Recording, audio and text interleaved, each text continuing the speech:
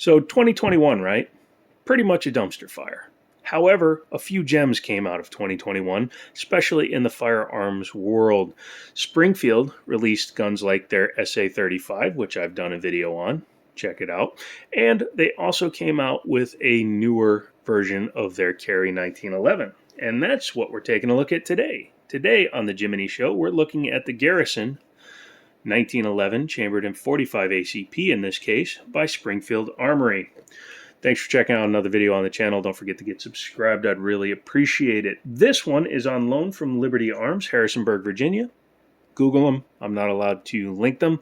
But if you give them a call, say, hey, I saw that on the Jiminy Show and I'd like to pick one up for myself. They will hook you up. They will ship to any FFL in the contiguous United States, and they have good, fair pricing. For example, this one has an MSRP of $849. However, they're selling it for $760. A lot of stores are still selling firearms at full price, and with the recent gun legislation proposals and whatnot, purchasing has started on the rise again. So get into your local FFL and get what you're looking for now before scalping starts, especially you AR-15 buyers.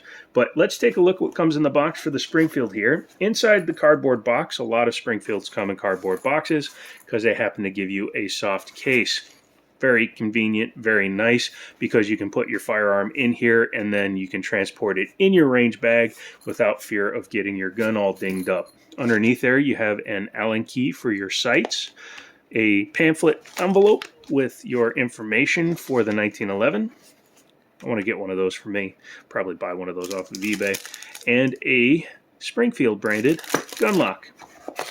Very plain, very simple. I approve. They spent the money on this guy without having to give you a big-ass plastic case, and I'm okay with that. Let's go ahead and move that out of the way. We'll bring the firearm back in. I already showed it was cleared once, but we'll show it again. That way I can pull the slide down on it, and we can talk about the Garrison 1911. The reason I say this is their entry level or well, this is their average level, but this is their carry gun because of a lot of the features that it has. Let's start top and move our way down. Up on top, number one, their finish that they have on this thing is called the hot salt blued. What they basically do is you put sodium into water, get it super hot, and then you would blue it. However, they obviously do it two different ways in order to get this matte black and shiny black finish that it has. It's available in the hot salt blued as well as stainless. It is a forged carbon steel frame and slide. I like to point at the wrong thing, sorry about that. And it does have a match grade forged stainless steel barrel. I apologize about that jump cut, I had to cough. Up on top, it does have some low snag or low cut 3-dot sights, Novak style. They don't say Novak on them, but they are Novak style. And they are designed so that they don't snag on your clothing. Good design. Moving down a little bit, you will see that it does have some forward slanted slide serrations on the back, but nothing on the front. It's okay if you get a good grip on it, and it's not hard to do. Just close your fingertips on it, and you can press check these pretty easy. Or you could always do the Keanu Reeves F-U. Yes, I said that in English. Coming down a little bit further, you do have your skeletonized hammer, and that thing is skeletonized to the width of its life, or an inch of its life, because, man, that is a big hole, and that's what she said. Has the enhanced beaver tail. They come out a little bit further to give protection against hammer bite on that big ass hammer. Also, it helps keep your hand in a good position, so as long as you have a reasonable sized hand and not a big chonkster, you shouldn't get any slide bite. Has a very nice memory notch down here. On the side here, again, one of the features that leads you to believe it is a carry piece is the extended safety on only one side. That is a big deal because you want a safety that's easy to hit if you're carrying, and this one is super definitive.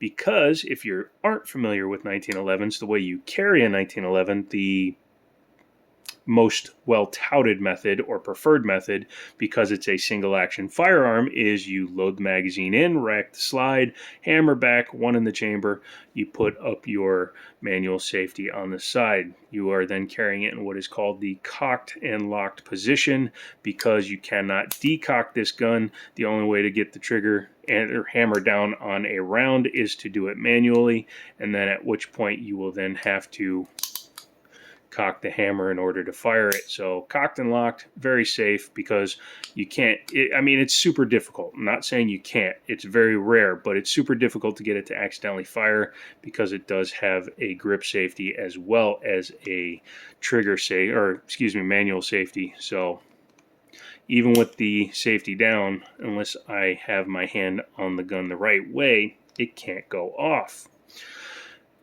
Since we're here at the trigger, let's take a look at that. It is skeletonized and it is adjustable. It's all the way back right now, which is where I prefer it. It imitates a short stroke trigger. Has a standard slide lock slide release and a standard but checkered mag release. The mag release, or excuse me, the mags do drop free. Not sure the manufacturer of the mag. They're definitely not Mechgar, because Mechgar says Mechgar on them. These are probably ACTs, and this is a 7-rounder. You can usually tell by the number of holes in it. It's usually 2 plus the number of holes. This is a Shooting Star mag. This is an 8+1. This has 5, so I'm going to say this is probably a 7+1. But it does seem to fit in right, and it does lock the slide back, so I'm sure it is fine. And many of us 1911 owners can tell you we have buckets of mags laying around.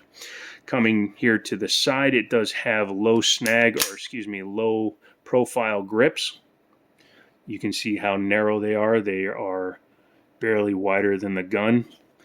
There are some, like my Kimber originally had very thick grips on it, and even these are thicker than what's on this guy. So I'm pretty impressed with that. Has a flat mainspring housing with very aggressive checkering. That's probably 25 lines per inch right now, or maybe even a little more than that. However, I am a little disappointed that at nearly $800 it doesn't have front strap checkering. Not a deal breaker, but when you're getting up at this price point, and if an unscrupulous gun dealer is charging full MSRP, you're talking $850, I would like to see some front strap checkering on the gun.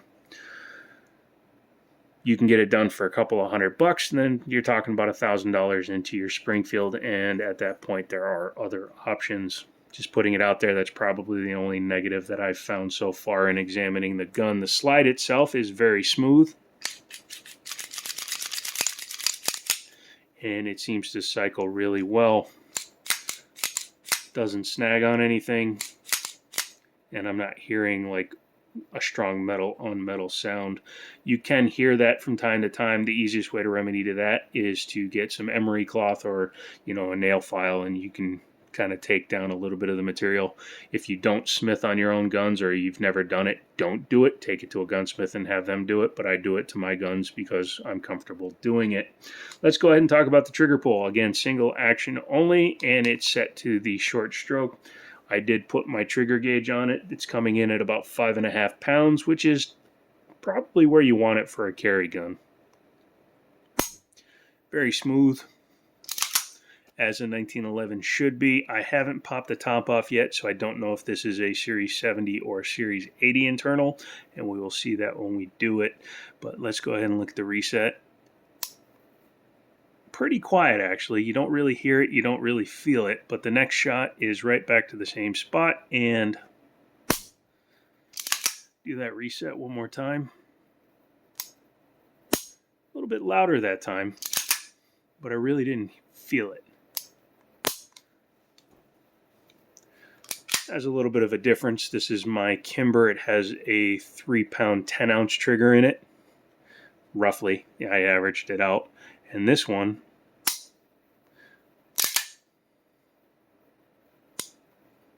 I could feel it when it released, and I could hear it a little bit louder. So a little bit smoother trigger, but this gun is almost $500 more. Still way better than any striker fire trigger you're going to find on the market. Yeah, pretty nice. Half-length guide rod. Some people really like that because then you can use your finger to press check, although it's very dangerous to do that, and I personally don't recommend it because you have to do this. And that's dumb.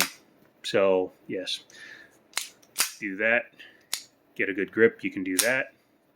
You can do the John Wick FU press check, etc. Let's go ahead and take her apart and see what she looks like inside. In order to do that, first thing you want to do is lock it back. I like to manually and visually inspect it just to be sure. She's obviously been test fired.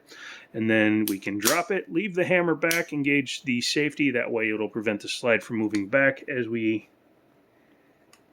It's very stiff. I'm going to use my tool on this guy. You can get these anywhere. They're only a couple of bucks. This one happens to be for my Kimber. But a bushing tool is very, very nice to have on a new 1911. Use your palm to stop the plunger from flying to the moon. Always pay attention because most 1911s, and this is no exception, have an open end and a closed end. The open end typically goes into the plunger and the closed end typically goes onto the guide rod, and that is the case here. Once you've done that, I like to go ahead and bring it to the takedown notch, which is the second notch here. You can see the smaller of the two. Once you've done that, line it up carefully and pop your slide lock slide release out. Be careful, you don't want to inadvertently put your idiot mark on the gun, especially when it has a nice black finish like this. It's obviously been used and not used, but tested, and just from cycling the gun, it's already taken a little bit of the finish off, but that's underneath the slide lock slide release, so it doesn't really bother me. And then just slide it off. I can tell you it's Series 70 just from looking at under there. Guide rod come out, slide your bushing over, slide that out. Make sure your link is down, and you can just go ahead and slide it out the front of the gun. Taking a look at the slide, the reason I can tell that it's not a Series 80 is because it doesn't have a drop safety, in case you were wondering. But taking a look inside of it, it's finished very nicely. What I like to do on mine is I like to just take my emery cloth in here on the rails, or my fingernail board, or just very light sandpaper, and I like to take some of this finish off. It's very thin because this is using a bluing method. It's not parkerized, but it still might take off about 1/1000. You can see there's a little bit of the finish here that's a little bit worn, so you can see that's where you have some mechanical interference. So I would actually work on this side, even that out, so that it would ride straight, true, and smooth. Taking a look at the barrel, very nice and aggressive grooves here for your locking lugs. It's definitely something you want to see, and it has very nice rifling inside. It's actually pretty aggressive. I'd probably call that a 1-to-8 twist, if not a 1-to-7. Really quick aside, when you hear that 1-to-7, 1-to-8, 1-to-9, what that means is for every, in this example, 1-to-8, for every 8 inches of barrel, it has 1 full rotation of the rifling. Very simple. Taking a look at the frame here, as you can see, like I said, Series 70 internal. Series 70 style, not true, well, technically Series 70 is a true Series 70, but Series 80 style have drop safeties in them. This preserves the trigger feel. It also makes it easier when you want to adjust your trigger or replace your trigger, because you don't have all this extra mechanism to contend with when you disassemble the gun. Yeah, I would definitely do a little bit of polishing on those rails, and that would make this thing smooth. Yeah, very nicely made. I approve, Springfield. I haven't shot one yet, but if it shoots like any of the other Springfields I had, it should be all right. 45 ACPs are pretty hard to mess up unless you're like really, really trying. In order to put it back together, take your barrel, make sure the drop link is like that, technically towards the front of the barrel. I like to say down when you're holding it all upside down. Slide your barrel back in, it will naturally lock up on the lugs in the top of the slide. Take your bushing before you forget, install it, and slide it over to the other side. That way when you put your spring in it, you don't have to work the bushing in on it. Being a half-length guide rod, what I'm going to do in this case is I'm going to start by putting the guide rod back onto the bottom of the barrel, and I'm going to take the guide rod spring and I'm going to insert it over the end of the guide rod. What that does is it allows you to hold the gun like this, even from back here, and you don't have to worry about the guide rod falling out. At that point, you take your slide and your frame, put the two together,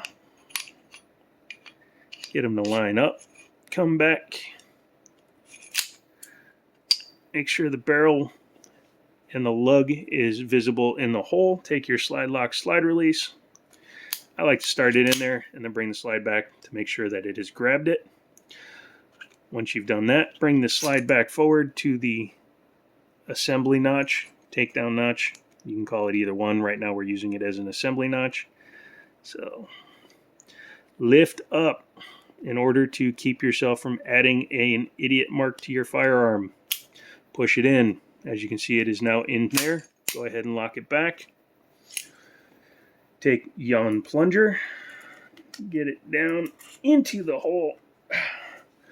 You can usually get it started on the edge of the half-length guide rods. On a gun with a full-length guide rod like mine, it's very hard to get your finger on there. It's a lot easier when it has a half-length like this one does. But then take your bushing tool, put it back on. I like to just push down with my hand and let the plunger come back up and engage with the slide. Once you've done that, drop your safety, rack it a few times, make sure that it's smooth, and then you can test the trigger. Yay, completo. What do I think of it? Well, I think it's reaching a price point where it should have a couple more features that it currently doesn't. Am I going to hold that against the gun? Nope, because that's something you can take care of if you really love the Springfield brand and you have to have the Springfield brand. It could be a great one to go with because the steps for some of the manufacturers like Springfield, you basically have your under 1,000, 11 to 1,200, 15 to 1,800, and then you have like those super operators, the TRPs and whatnot, that are in the $2,400 to $2,600 range. So there aren't really like in-betweens for some manufacturers. So if you really have to have a Springfield and you want front strap checkering, start with this one, spend a couple of $100 and you'd wind up with a pretty impressive piece. Again, if you like it and you want to buy it, contact Liberty Arms, Harrisonburg, Virginia. Tell them I sent you. Tell them, hey, I saw it on the Jiminy show, and they will hook you up. I'm not sure if the online store still has the discount going. I will have to check, and if it is, I will leave that information down below as well. So that's about it. Come back for the next one. I believe I'm taking a look at a 365 XL, and I think we should all enjoy that one as well. So I'm out of here. Leave me a comment, subscribe, all that good stuff. Thank you for checking out my super early morning video, and as always, I'll talk to you later.